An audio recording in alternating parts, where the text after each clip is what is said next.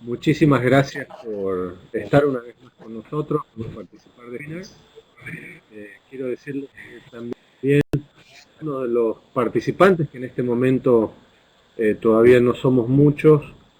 están directamente con enlaces a ciertas universidades de México y ahora también con algún diario como El Impulso de Venezuela, que sabemos que es esta persona, pero pueden expandir esta señal a todos los periodistas. Así que muy bienvenidos a todos ustedes. Estamos nuevamente ante uno de nuestros webinars que tratamos de celebrar los 20 años de la Declaración de Chapultepec, y por ello hemos invitado a uno de los mejores amigos que tiene la Declaración de Chapultepec y la libertad en nuestro continente. Trata del doctor Asdrúbal Aguiar, profesor y doctor en Derecho, es catedrático titular de la Universidad Católica Andrés Bello y la Universidad del Salvador de Buenos, y desde hace no mucho tiene el honor de ser miembro de la Real Academia Hispanoamericana de Ciencias, Artes y Letras. Justamente para nosotros los periodistas podría ser el equivalente al premio Pulitzer, o tal vez para los actores estar como parte del Oscar, ¿verdad? Es también Asdrúbal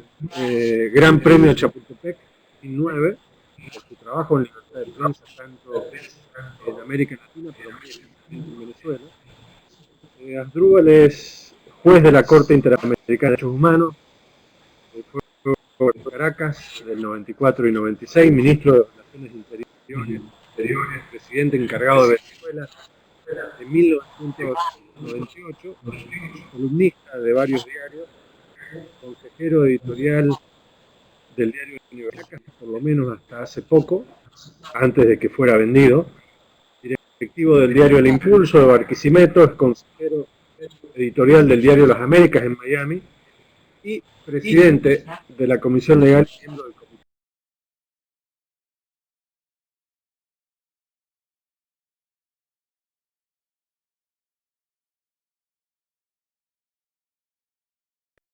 de la CIP. Estamos con él continuamente. Quiero también ya ir saludando a todos los que han entrado, muy especialmente a algunos parientes de María Corina, quien está aquí acompañándonos como intern en la CIP, antes de volver a la Universidad de Notre Dame, donde ella está. Quiero muy especialmente decir que hoy vamos a tener un webinar bastante interesante donde vamos a poder hablar de estos 20 años de Chapultepec, pero más que todo, yo diría, más allá de los principios de Chapultepec, de algo muy importante en la declaración, que es el prólogo, donde se habla de la hermosa relación como el binomio insoluble que representa la libertad de prensa y la democracia. Justamente siempre creí en que la democracia y la libertad de prensa son matemáticamente proporcionales, porque a menos libertad de prensa, menos democracia, a mayor libertad de prensa, mayor democracia. Yo creo que no pueden existir una sin la otra. Asdrúbal, quedamos entonces contigo en esta hora que tenemos de charla. Les pido a los que vayan entrando que quieran hacer preguntas o hacer comentarios que lo vayan haciendo por escrito en el chat de su pantalla que pueden ver en verde. Y les recuerdo, como siempre, que este webinar se debe, y lo tenemos con la gratitud a la Fundación San Francisco de California, a la Máquina de Ideas y tantos otros que nos vienen ayudando. Muchísimas gracias y Asdrúbal, estamos contigo. Querido Ricardo, en primer término, le expreso mi agradecimiento al Instituto de Prensa de la CIP, esta invitación, la oportunidad de poder dialogar con ustedes acerca de un tema que en lo personal ha sido motivo de largo estudio y de investigación por mi parte en el curso de los últimos años. Quizás obviamente motivado por la crisis que la experiencia democrática ha venido sufriendo en el hemisferio. Y ello ha dado motivo a algunos libros sucesivos que he publicado, uno en el año 2008 que lleva por nombre El derecho a la democracia, un segundo en el año 2009 publicado en México, La democracia del siglo XXI y el final de los estados, y otro que está a punto de salir de la editorial que llevará por nombre Digesto de la democracia, que es como una suerte de síntesis doctrinal o de decálogo de lo que significa la democracia en la experiencia de las Américas desde el punto de vista histórico y contemporáneo, ¿no? El título de la conferencia no es ingenuo y debo con toda honestidad revelarle la motivación. Hay un caso que a mí poderosamente me ha llamado la atención dentro de los muchos que ha trabajado la Corte Interamericana, que es el caso relacionado con las leyes de punto final y obediencia debida. Recuerdo que en lo particular, en una de sus sentencias, la Corte, refiriéndose a la aprobación por parte del Congreso uruguayo y mediante referenda de las distintas leyes que tenían que ver con el perdón de quienes participaron en la dictadura e incurrieron en violaciones generales y sistemáticas de derechos humanos, la Corte se encontró frente a la circunstancia de cómo enfrentar estas leyes que eran el producto de una manifestación de la voluntad popular, de la soberanía popular, que las había aceptado mediante un mecanismo plenamente democrático. En ese momento, la Corte, repitiendo una vieja enseñanza del filósofo de derecho ya fallecido Norberto Bobbio, señala que en la democracia hasta las mayorías tienen un límite para su actuación. Esto significaba que no se podía, a través de las mayorías democráticas, vaciar de contenido a la misma democracia. Pues bien, esa misma pregunta me la he hecho yo dentro del ámbito de la libertad de expresión y de prensa. Entre otras cosas porque, lógicamente, y en el curso de la evolución doctrinaria que hemos tenido en el marco de la CIP y que no solo comparten los editores y periodistas que hacemos parte de esa noble institución, sino que muchas asociaciones de prensa e incluso algunos gobiernos reclaman del periodismo una actitud que ellos califican de objetiva, imparcial, quizás apuntando a la idea de la neutralidad o a aquello que con una expresión muy interesante calificaba el entonces arzobispo de Buenos Aires, Jorge Mario Bergoglio, hoy su santidad el Papa Francisco, como el sincretismo de laboratorio, como si la tarea de la prensa fuese una suerte de ejercicio de balanza, de manera tal de que el peso de una cosa y el peso de otra cosa, el peso de una idea y el peso de una idea contrapuesta quedasen sobre el fiel de la misma balanza. Pues yo me he preguntado sobre los fundamentos democráticos de la libertad de prensa, justamente por esta razón. ¿Cuáles son los límites que desde el punto de vista de la experiencia democrática tiene una afirmación de esta naturaleza? Y lógicamente me he encontrado con algo absolutamente interesante, novedoso, que no ponemos de sobreaviso de ordinario cada vez que enunciamos los distintos principios que integran a la libertad de expresión. Resulta ser que el preámbulo de la Declaración de Chapultepec es una suerte de canto a la democracia. Y es justamente una afirmación que comparte, por cierto, el sistema interamericano de derechos humanos, conforme a la cual no hay democracia sin libertad de expresión, y la libertad de expresión no puede expresarse a todo pulmón, sino dentro del marco de las instituciones democráticas que tiene el deber de defenderlas. Pues bien, cuando me encuentro y me topo con esta expresión o este desarrollo contenido en el preámbulo de la Declaración de Chapultepec, Yo obviamente intento ir a las raíces históricas, lo que es inevitable para poder entender la significación de ese credo contenido en este documento fundamental y que en el fondo es el patrimonio intelectual de la CIA. Y lógicamente vuelvo sobre la experiencia de la Revolución Americana, de la Revolución Francesa, el caso de la Revolución Gaditana de 1812, que permite el nacimiento de la célebre PEPA o Constitución Política de la Monarquía Española, que funda el movimiento liberal a nivel hispanoamericano. Todas a una de estas revoluciones asumen justamente a la libertad de prensa, que la llamaban en ese momento libertad de imprenta, como su columna vertebral. O sea, no era posible avanzar hacia la configuración de los nuevos estados, hacia la creación de las repúblicas, menos todavía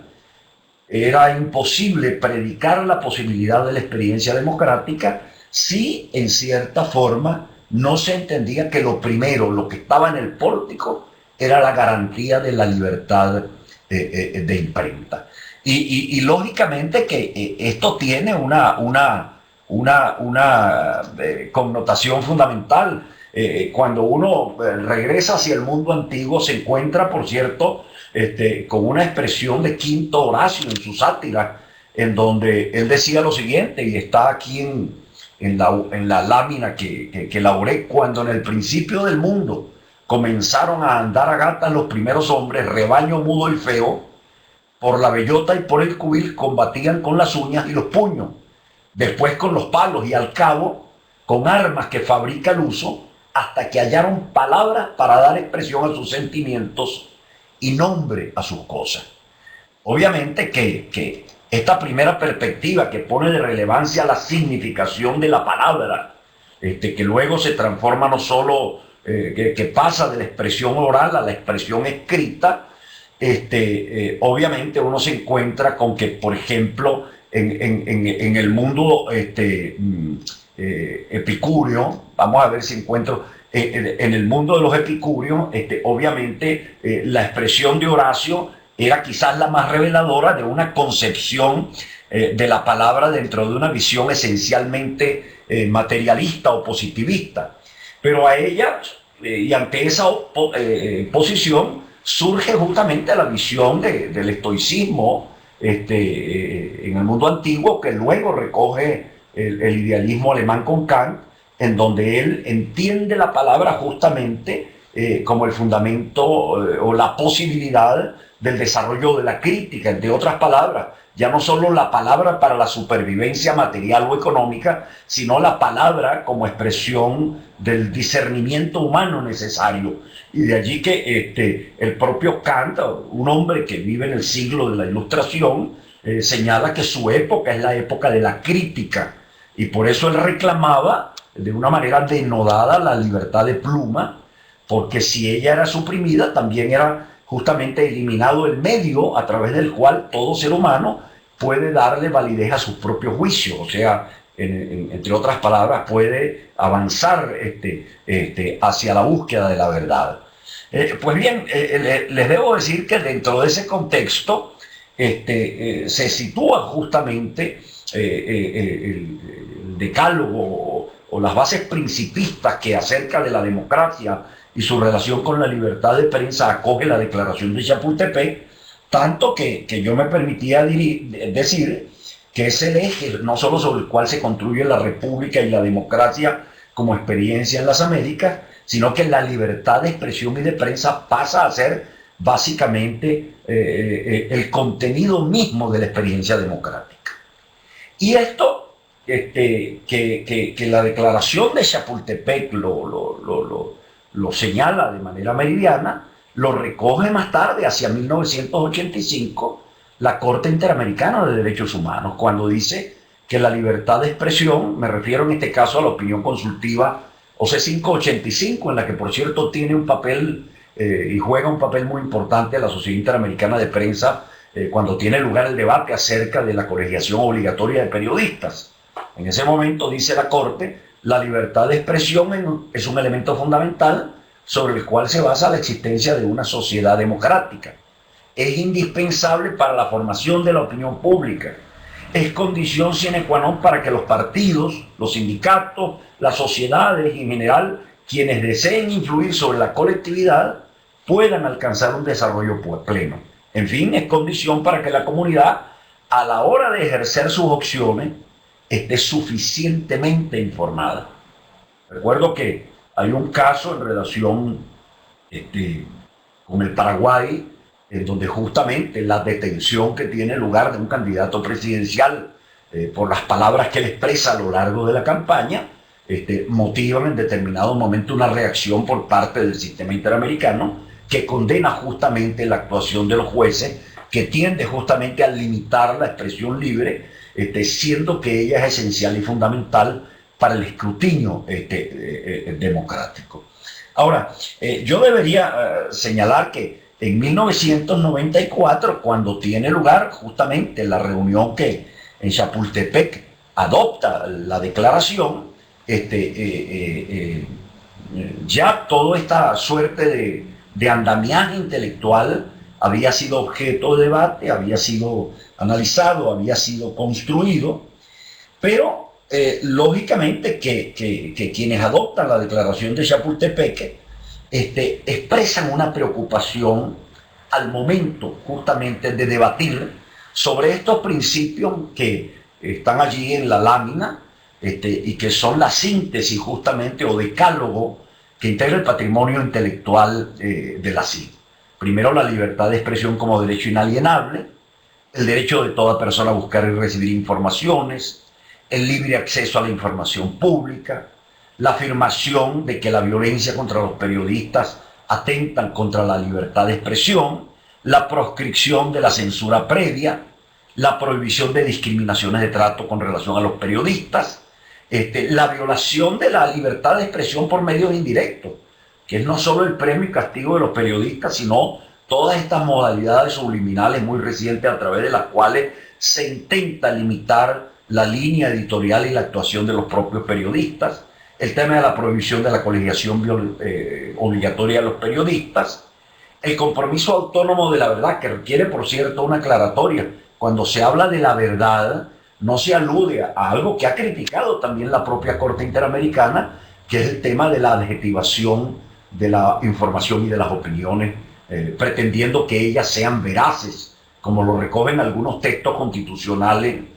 más recientes en América Latina. Aquí se habla del compromiso autónomo con la verdad en los términos kantianos, o sea, básicamente como una suerte de confrontación abierta de ideas que permitan justamente el ejercicio crítico y a través de eso cada persona en lo particular poder discernir acerca de sus errores de juicio o no. Y finalmente la responsabilidad limitada del periodista, se habla justamente por esto de la despenalización progresiva de las expresiones de los periodistas y la proscripción justamente de las llamadas leyes de insulto o de desacato, mediante las cuales se pretende castigar justamente al periodista que hace crítica abierta y manifiesta a las instituciones y fundamentalmente a los titulares de los órganos de los poderes públicos. Ahora, yo quisiera, en relación con esto, señalar lo siguiente. ¿Cuál era la preocupación compartida? Y volvamos de nuevo a la declaración de Chapultepec. ¿Cuál era la preocupación compartida por quienes debatían en Chapultepec este decálogo? La preocupación de ellos es que advertían que efectivamente para el momento en que se reúnen hay una suerte de fervor y de emoción democrática extremada como consecuencia justamente de la caída del muro de Berlín, del agotamiento de las democracias populares en la Europa del Este, el que haya sobrevenido la perestroika y el glasnost, el fin de la bipolaridad, y entonces se entendía que en cierta forma la democracia liberal había insurgido con toda su potencialidad como la gran regla de oro dentro del planeta. Pues bien, reunidos en Chapultepec, los editores, estadistas, políticos, sociólogos, ellos advierten que frente a esta suerte de optimismo democrático, cabía la prudencia. Cabía la prudencia. ¿Por qué razón? Ellos dicen algo fundamental en el texto del preámbulo. Ellos observan la crisis de las instituciones, las desigualdades, el atraso, las frustraciones que comienzan a transformarse en intransigencia, la búsqueda de recetas fáciles para resolver las crisis sociales y políticas, la incomprensión general por parte de la opinión pública del carácter de los procesos democráticos y lo que llamémoslo así, el constituyente de Chapultepec, las llamadas presiones sectoriales. ¿A qué alude fundamentalmente esta cita? Alude a una advertencia que en su momento hacía Luigi Ferrajoli, un filósofo del derecho europeo muy importante, quizás tan importante en la actualidad como lo fuera en su momento Hans Kelsen o el mismo Bobbio de reciente fallecimiento, en donde decía que él advertía que como consecuencia o efecto de la globalización, los estados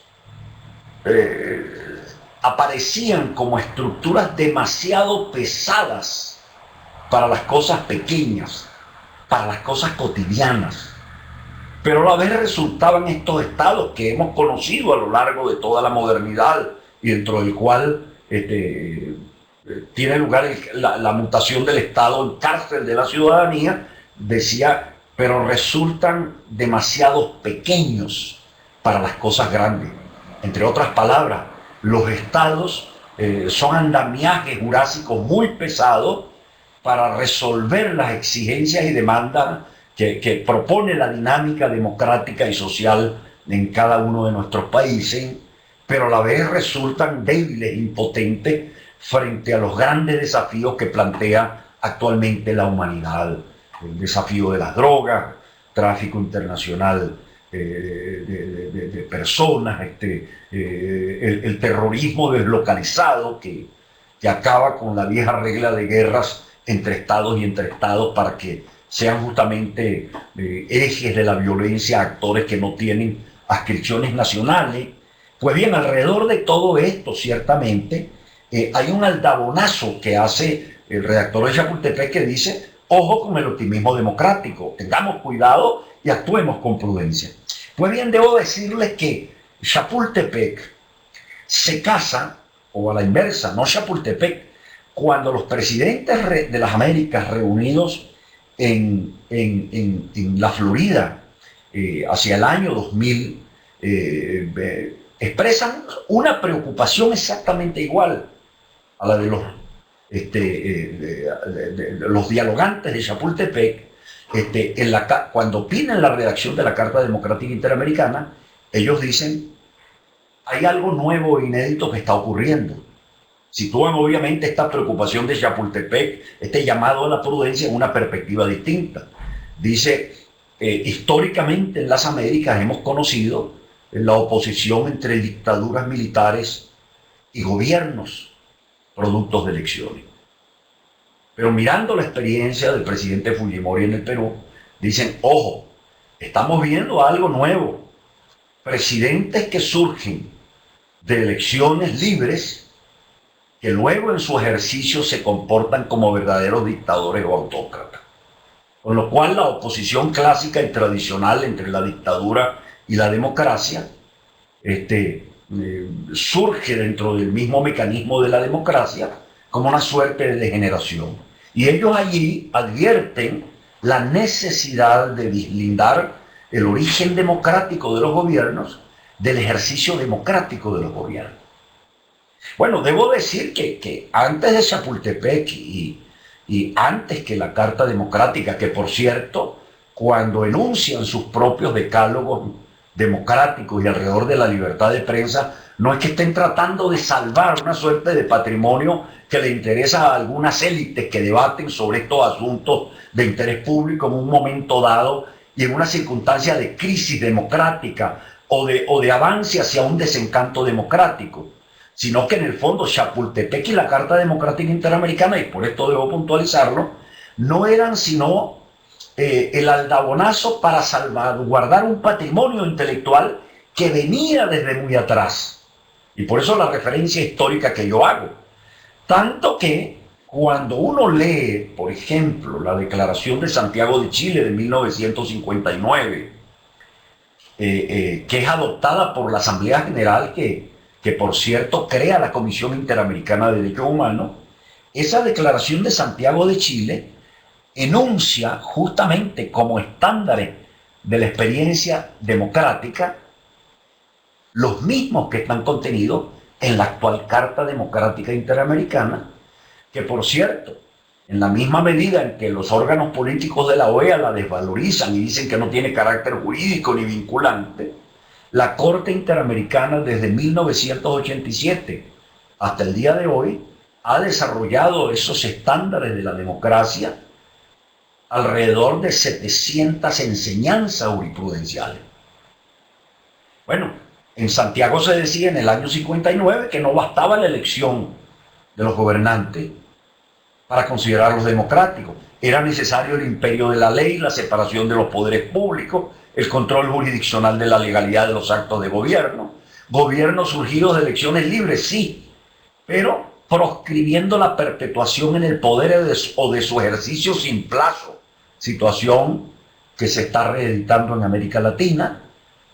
Pide el régimen de libertad individual y de justicia social fundado en el respeto a los derechos humanos, vale decir, libertad individual y justicia distributiva. Pide protección judicial efectiva de los derechos humanos, o sea, que no sean simplemente expresiones nominales, sino que los mecanismos jurisdiccionales sean rápidos, efectivos, inmediatos, urgentes para resolver las situaciones de violación.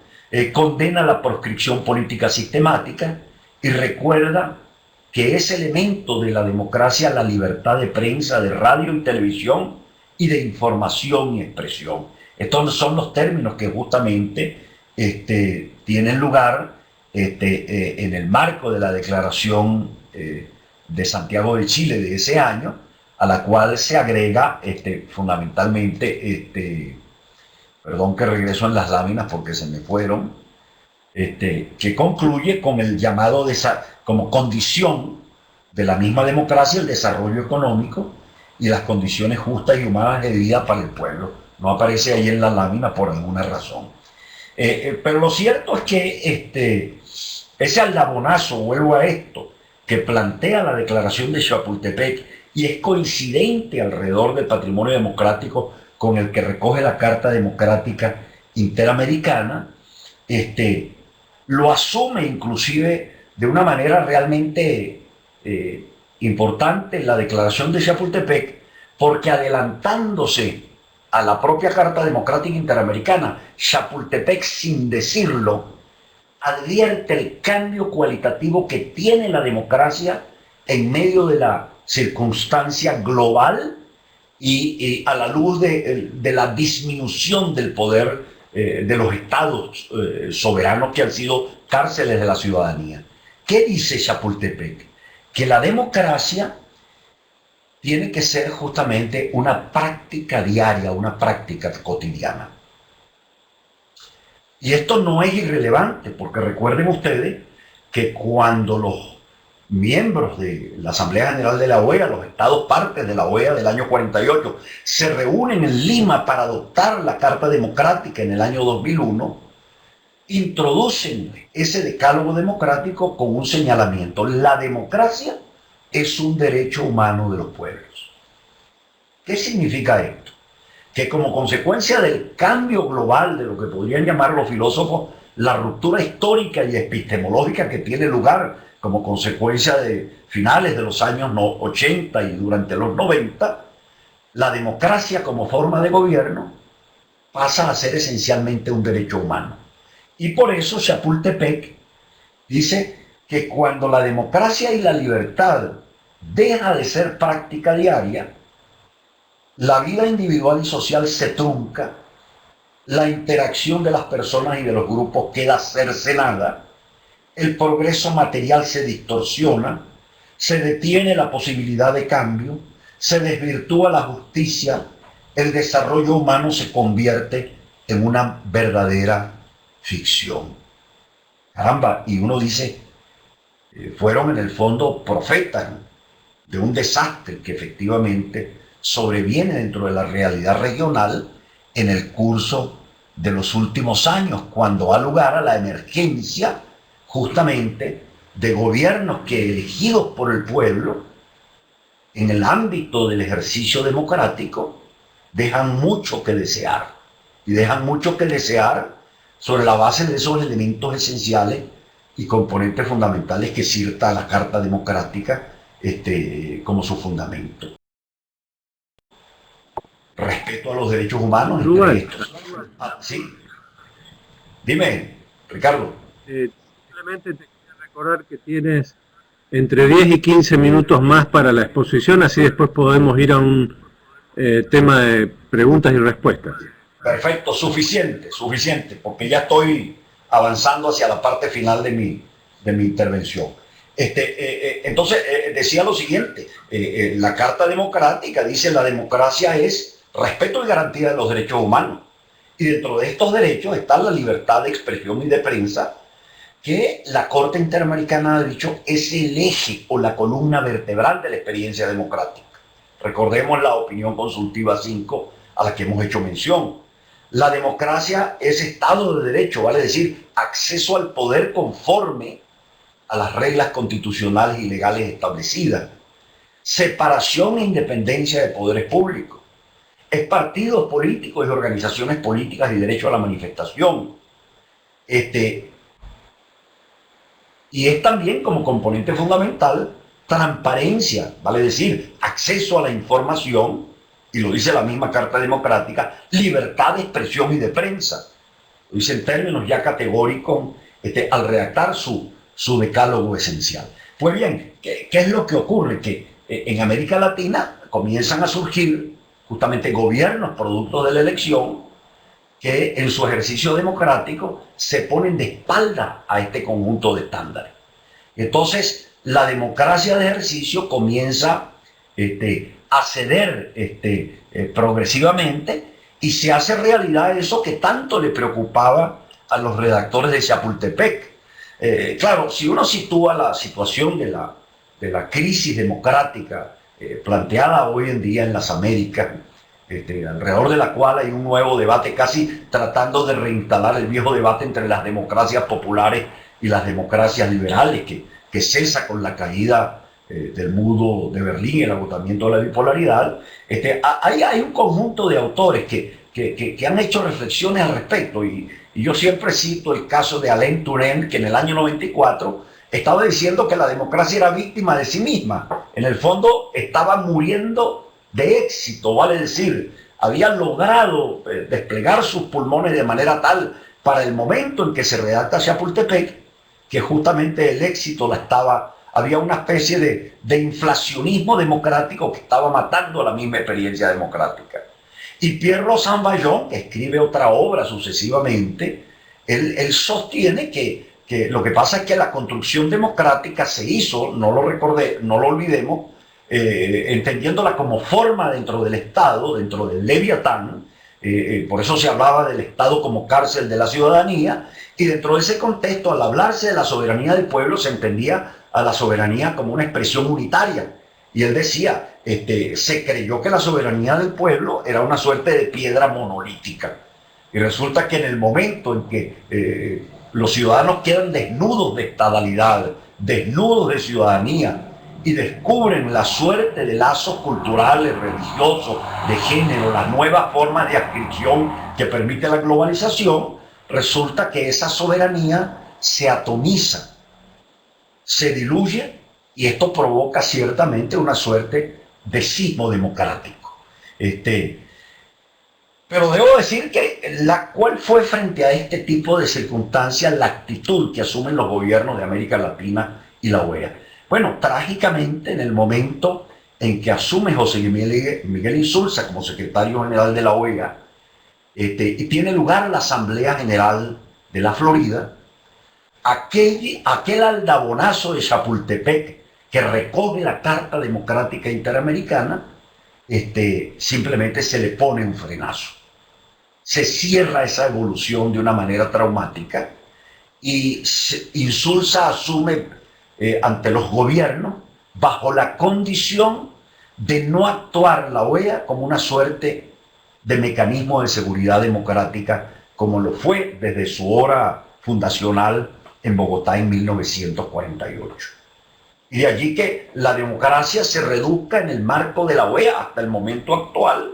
en una suerte de exigencia necesitada de promoción, pero entendiendo que en definitiva, me refiero yo aquí a la forma en que lo expresaba Bolívar en los tiempos aurorales e inaugurales de nuestra república, aparentemente se entendía que el pueblo no estaba maduro ni tenía el desarrollo necesario para asumir el bien supremo de la libertad. Pues bueno, lamentablemente esa tesis toma cuerpo dentro de la propia OEA y hoy en día simplemente vemos un cuadro general, no solo en América Latina, sino en el occidente. Y aquí voy a la metodología, por cierto, del padre Bergoglio, el actual papa, que era un hombre con una gran sensibilidad para la descripción del tema político y democrático, sobre todo en uno de sus viejos opúsculos que se llamaba La Nación por Construir. Y él dice que él advertía, se refería en aquel momento obviamente a Argentina, pero es algo extrapolable a la región, la pérdida de la memoria histórica y de la identidad nacional en nuestros países. Obviamente la identidad nacional es todo este patrimonio intelectual que les he explicado hasta este momento. Eso en el fondo es lo que nos ha dado identidad a nosotros como repúblicas americanas, y a partir de la misma doctrina Monroe, del Congreso Anfictiónico de Panamá, de la fragua de nuestra experiencia democrática entre luchas con el gendarme necesario y el militarismo. Advertía también Bergoglio la fragmentación social y la ausencia de proyectos en común.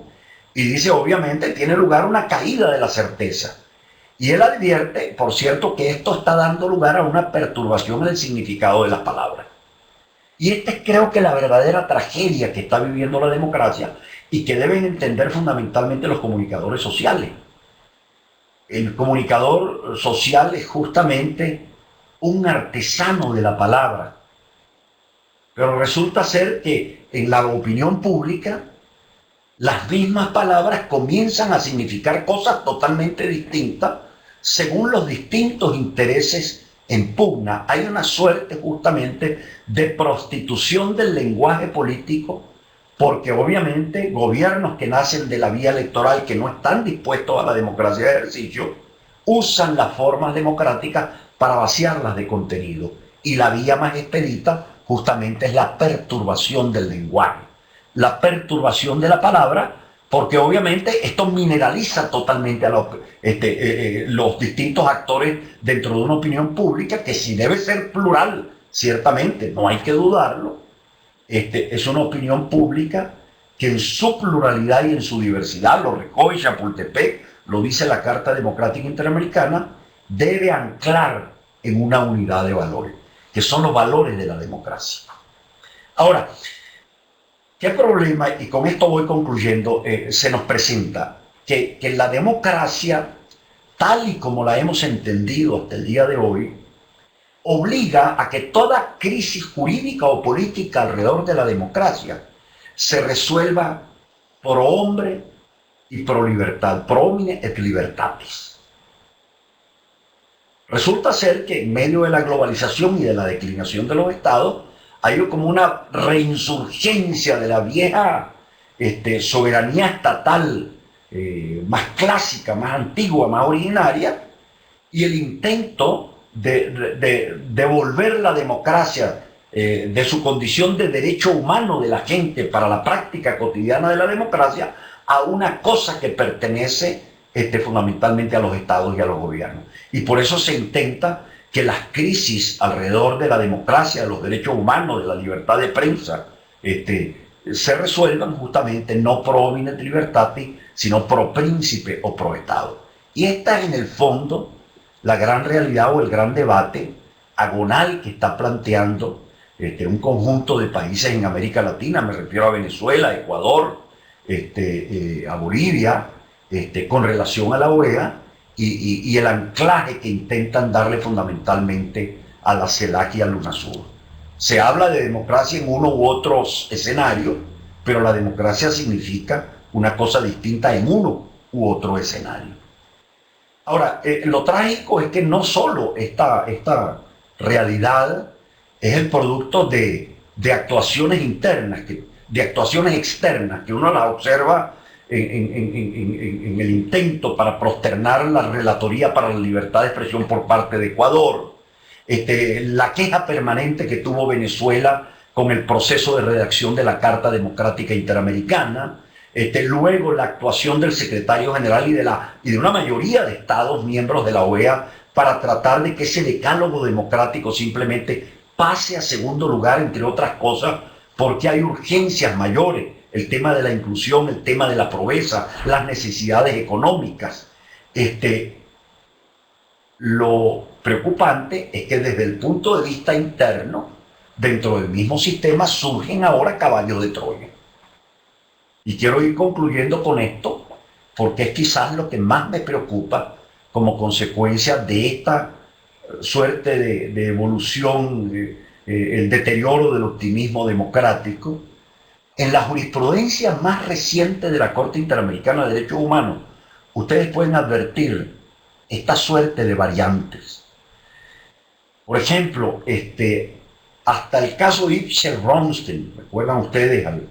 dueño de una televisora que le fue confiscada por el gobierno de Fujimori en Perú a este editor Ipsel Ronstein? Para aquel momento, cuando se hablaba de los medios de comunicación social dentro de la Corte Interamericana, se decía que eran vehículos de la dimensión individual y social de la libertad de expresión y de prensa. La libertad de expresión y de prensa era un derecho individual, pero a la vez era un derecho social.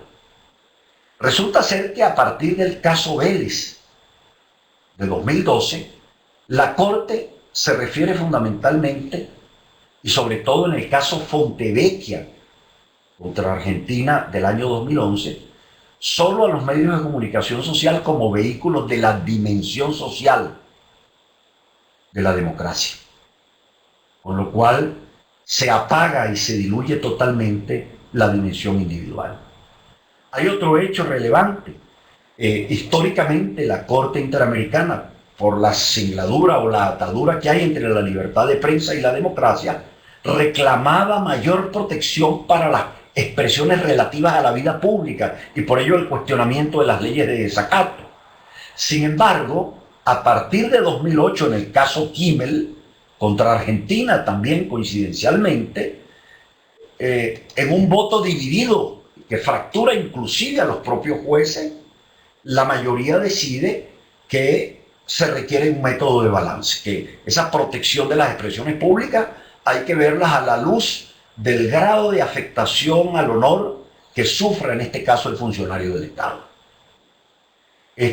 Y todavía más cuando viene el caso Memoli también contra Argentina, dice que en este balance entre el honor y la libertad de expresión hay que tratar de resolverlo sobre mecanismos sancionatorios, con lo cual se frena totalmente algo que en la historia del sistema y en la historia de este decálogo que viene, repito, de la Revolución Francesa, era esencial: la despenalización progresiva de las opiniones irritantes para facilitar el debate público, para facilitar la configuración de la opinión pública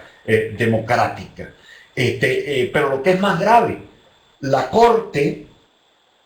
que hasta este momento actuaba justamente en defecto o dada la negativa de los estados para proteger derechos humanos y sobre todo la libertad de expresión y de prensa,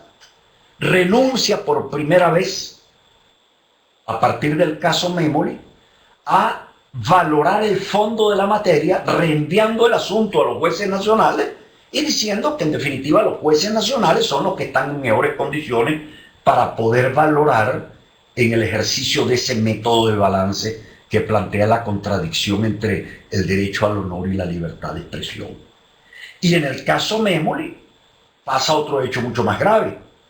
que de ordinario estaban protegidos en la doctrina interamericana, repito, que es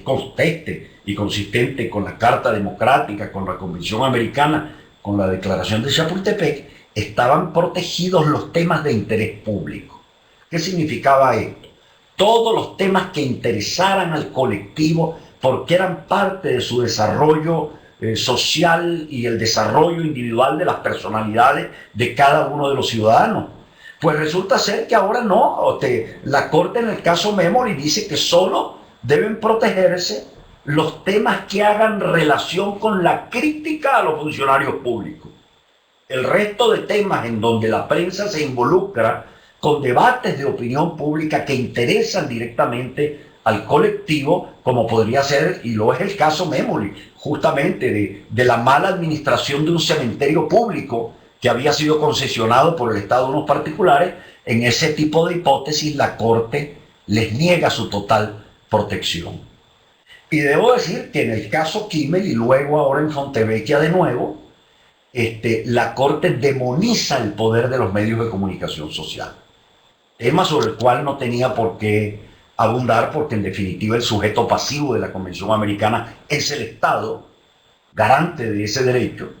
Ahora en lo adelante se le invita y se le pide a los Estados la regulación del poder de los medios a través de instrumentos legislativos. Bueno, no por azar, tenemos entonces leyes restrictivas en Venezuela, en Ecuador, en Argentina, en Bolivia.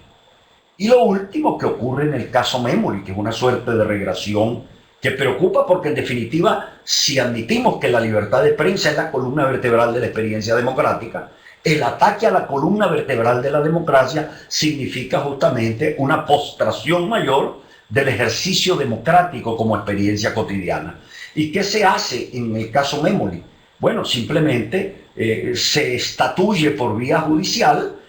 sobre la profesión del periodista y su ejercicio, en donde se dice tiene que haber constatación de hecho, responsabilidad, buena fe, información precisa y confiable, reflejo objetivo de las opiniones sin sensacionalismo. Esto obviamente es lo que a su vez le da cabida a legislaciones tan traumáticas como la que se dictó para los medios de comunicación social en el caso específico del Ecuador. Obviamente concluyo con quizás respondiendo la pregunta que motivó mi propia exposición. O sea, ¿cuál es el papel de un periodista frente a este tipo de circunstancias? Chapultepec dice claramente que esos principios del ejercicio del periodismo y a los que está sujeto justamente la libertad de prensa demandan consolidar la vigencia de las libertades públicas y los derechos humanos. En suma, es un deber del periodista abogar por la democracia y por la prensa independiente. Y por eso es que cuando define Chapultepec en ese preámbulo maravilloso el contenido de la actividad comunicacional, la define como libre expresión y circulación de ideas, búsqueda y difusión de informaciones, indagación y cuestionamiento, exponer y reaccionar, coincidir y discrepar, dialogar y confrontar, publicar y transmitir. Vale decir, se transforma el periodismo, y permítame que lo diga con cierta laxitud, en la forma más excelsa de ejercicio de la política dentro de la vida democrática. Por eso es que, y aquí concluyo con el Papa Francisco de nuevo, el Papa Francisco cuando invita a los medios e invita a los políticos a reconstruir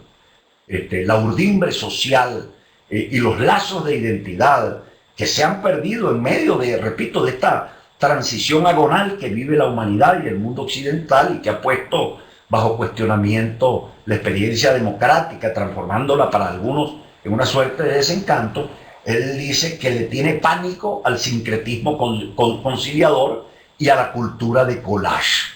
justamente porque él considera que la pluriformidad tiene que estar atada a una unidad de valores. Él utilizaba una expresión muy concreta, el sincretismo de laboratorio, que es una suerte de neutralidad predicada por los indiferentes a la democracia y que reclaman algunos de los gobernantes actuales en las Américas, que le piden fundamentalmente a los medios que dividan las páginas mitad por mitad la oposición, mitad el gobierno, sin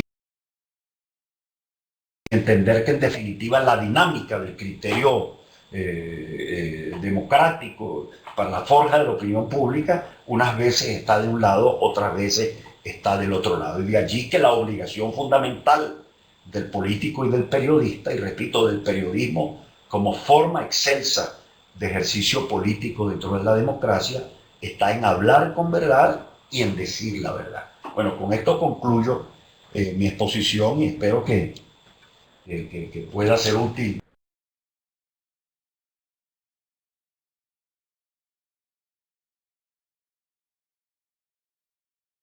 este, en las consideraciones que contiene. Así que bueno, gracias. Muchas gracias, Adrúbal, y me quedo muy especialmente con estos criterios que señalaste sobre la responsabilidad de los políticos y nosotros, sobre todo los periodistas, de abogar por la prensa independiente, abogar por la libertad de prensa y abogar por la democracia. Creo que esas responsabilidades nos marcan justamente a nosotros los periodistas. Un poco lo que había comentado la gente en el chat mientras estabas hablando vos, es un poco la responsabilidad de la gente ante la libertad de prensa, la libertad de expresión y la democracia, por cuanto, como bien vos lo hablas siempre, uno de los problemas en América Latina es la falta de un poder judicial independiente. Y esto lleva a que la gente se haya cansado de denunciar, y esta cultura de denuncia se haya quedado o se haya minimizado totalmente. Y por lo tanto, ante los riesgos, los avatares, las amenazas del poder político o de los poderes populares sobre la democracia, la gente es como que llega un momento que ya ni siquiera denuncia, que es tal vez la máxima responsabilidad que ¿cómo ves vos este tema de lo que la gente puede hacer? Mira, yo creo que cuando se habla de la gente, no es que yo le dé a nuestras sociedades o les asigne una condición sedentaria. Lo importante es que los actores fundamentales que deben contribuir a la conformación de la opinión pública democrática tienen que ser consistentes no solo con los valores que defienden, sino que tienen que entender a cabalidad el tránsito histórico que vivimos. Y por eso es que no basta con que se denuncie una suerte de violación a una regla de la democracia, sino sobreviene en cierta forma no solo una actitud de denuncia y de defensa, sino una proposición que en cierta forma permita la reconstitución de ese estándar de acuerdo a las nuevas realidades. Yo cuando hice esta referencia histórica, Ricardo, no es que pretendo que los demócratas del siglo XXI asuman el catecismo de la Revolución Francesa o de la Revolución Gaditana o de la Revolución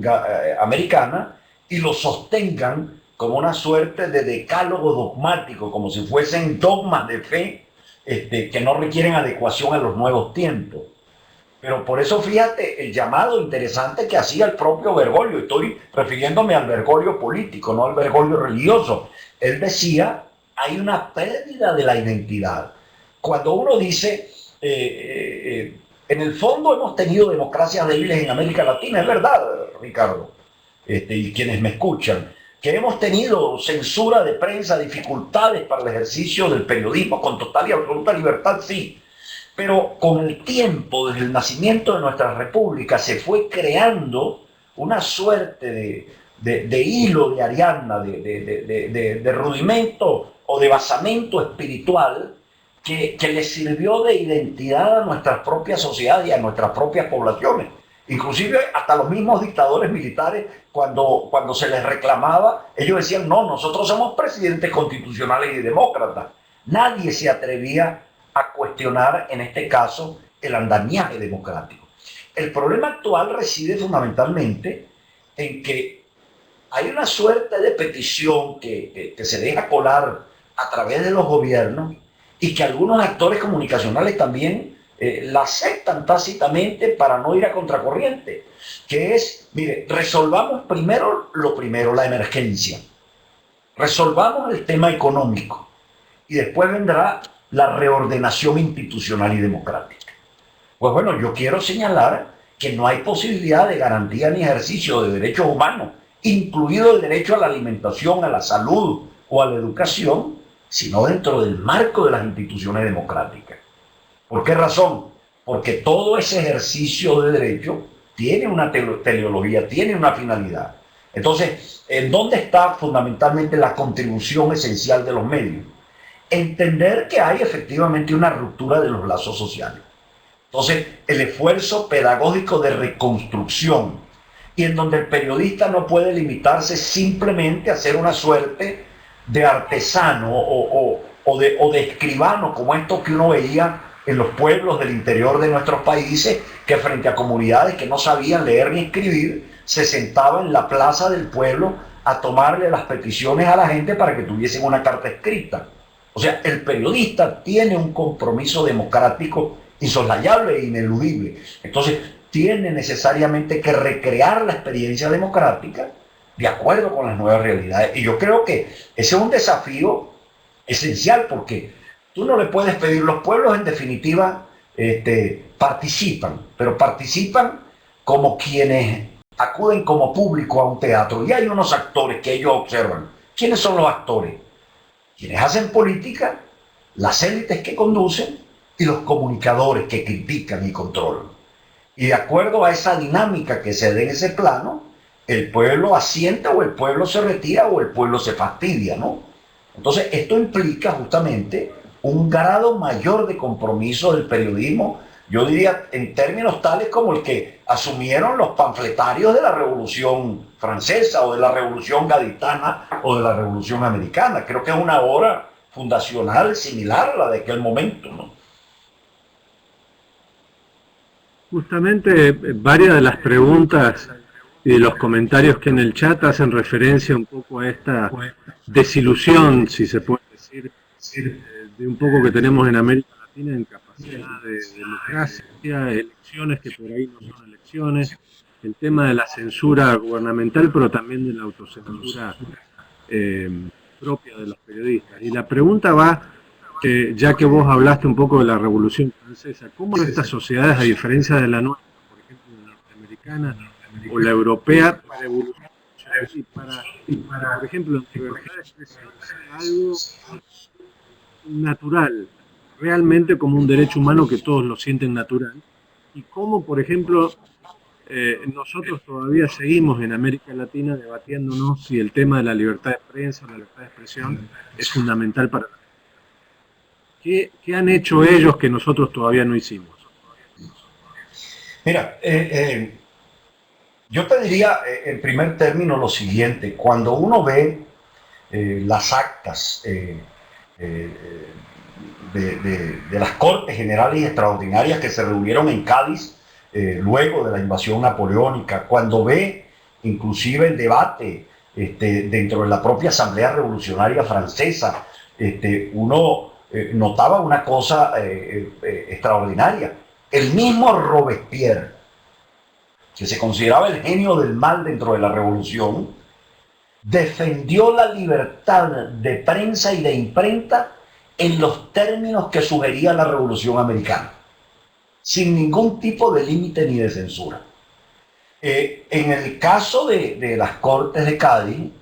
la gente entendió que el conocimiento de ese proceso que estaba teniendo lugar dentro de las propias Cortes, y en donde, por cierto, antes de sancionarse la Constitución, lo primero que se aprobó fue un decreto de libertad de imprenta, era motivo de acre debate entre los periodistas que publicaban sus distintos pasquines, en aquel momento opinadores, obviamente periodistas no profesionales, pero que en definitiva hacían ver su postura y posición militante y activa con relación a estos hechos. Entonces, yo te diría, ¿qué nos ha faltado a nosotros? Nos ha faltado, yo diría, en primer término, romper con la cultura del gendarme necesario, que ha estado muy anclado en América Latina. Romper con el mito del dorado. O sea, en el fondo, nuestros pueblos, sobre todo los latinoamericanos, desde las escuelas primarias, lo primero que se le enseña a los niños de las primeras letras es que su país es un país realmente bendecido por la naturaleza, que tiene riqueza, que tiene oro, que tiene minerales. Y ahí obviamente la cultura que ha aprendido en nuestras poblaciones ha sido la cultura del heredero recipiendario de una suerte de bienes que ya no le reclaman el trabajo ni el esfuerzo de construcción institucional. Y a la par, en la medida en que se acepta que tiene que ser un tercero el que debe resolver nuestros propios problemas, se abona en favor del gendarme necesario, aceptando que todos los atropellos que él pueda cometer en contra de la libertad se justifican en la medida en que él distribuya o no distribuya. Y por eso nuestros gobiernos en América Latina y nuestras democracias, parece mentira, hacen crisis y pierden la autoritas en la misma medida en que el efecto redistribuidor no llega. Entonces, bueno, ¿qué se requiere? Emancipación social y política. Por eso lo entendían muy bien. Sí. ¿Crees vos? No, nos quedan muy pocos minutos, pero quería una reflexión tuya sobre el siguiente tema. Alguna vez lo hemos charlado contigo sobre la responsabilidad que podrían tener los jueces, y hablo a esta corte que vos has integrado, la Corte Interamericana de los Derechos Humanos, la responsabilidad también de organizaciones como la nuestra de que sometamos muchos más casos de libertad de expresión, de libertad de prensa, para que los jueces vayan creando jurisprudencia que, como vos has citado muy bien, llega en momentos como la Unión Constitutiva 85, que fue tomada como una de las principales en materia de libertad de expresión. ¿Crees que este es un camino válido, el de seguir presentando casos a la Corte, a la Comisión Interamericana, obligar a los jueces y a los magistrados de América a crear jurisprudencia en materia de libertad de expresión? Mira, yo creo que lo primero es que exista una suerte de reconstitución o de reivindicación de la doctrina democrática y de libertad de prensa en las Américas, ¿no? Esa es una tarea que le compete en primer término a los opinadores, a los periodistas, a los comunicadores, a los actores políticos, si acaso entienden que el elemento democrático institucional, el entendimiento de la democracia no como sistema de gobierno, sino como derecho humano, que reclama cotidianidad en su práctica, como lo dice Chapultepec, es objeto de defensa. Porque casos hemos tenido en la Corte Interamericana suficientes, Ricardo, hasta el día de hoy. Y resulta que, bueno, ahí hay 4 casos de Argentina, y en los 4 casos de Argentina se opera una involución doctrinal que obviamente genera este tipo de reacciones. Y voy a serlo más franco porque creo que la hora en el hemisferio lo reclama. Yo a algunos colegas a quienes les he manifestado mi preocupación por el retroceso jurisprudencial en la Corte Interamericana, me dice, bueno, pero no te vayas a pelear con los jueces, me digo, porque en definitiva siempre dependemos de ellos para nuestras decisiones. Yo creo que un periodismo responsable requiere someter a escrutinio público esto. Y en definitiva, Ricardo, los pueblos no entienden de derechos, sino cuando los pierden. O sea, no se trata de un ejercicio nominal. Yo tengo la seguridad que hoy en día la sociedad venezolana tiene una gran sensibilidad y preocupación por el tema de la prensa, en la medida en que dentro del país se ha consolidado una hegemonía comunicacional de Estado y la mayoría de los medios son instrumentos esencialmente de propaganda, no de debate político ni de generación de opinión pública para la configuración de la experiencia democrática. Tanto que la gente desesperada está viendo cómo logra, a través de las redes sociales, de internet o de Twitter, cómo logra expresarse, cómo logra criticar, cómo logra obtener una suerte de respuesta. Yo digo, en el fondo, la necesidad de la reconstitución de la democracia se va a imponer en la misma medida en que las bondades de la democracia están haciendo aguas. Pero vuelvo a lo esencial. Ahí la labor de ilustración, para utilizar una expresión muy propia del siglo de las luces, le corresponde fundamentalmente a quienes escriben y a quienes hablan. Muchísimas gracias, Asdrúbal, y me quedo con estas palabras sobre el iluminismo del periodismo. Yo le agregaría también que los periodistas están llamados a descubrir y a iluminar, no solamente a cubrir. Asdrúbal, ha sido una excelente charla porque todos concuerdan que hemos tenido una buena predisposición al diálogo y a entender un poco más las responsabilidades nuestras como periodistas, que no solamente debemos defender nuestra profesión, sino también la libertad de prensa y por ende la democracia. Quiero agradecer muy particularmente a todos los que han entrado de diferentes países y de universidades, aquí en la CIC también a Melba, Alfonso y María Corina, que nos han acompañado en este webinar y en todos los webinars, y también muy especialmente a Telefónica, Protec Media y la Fundación San Francisco, que hace posible que podemos llegar con estos webinars. La semana que viene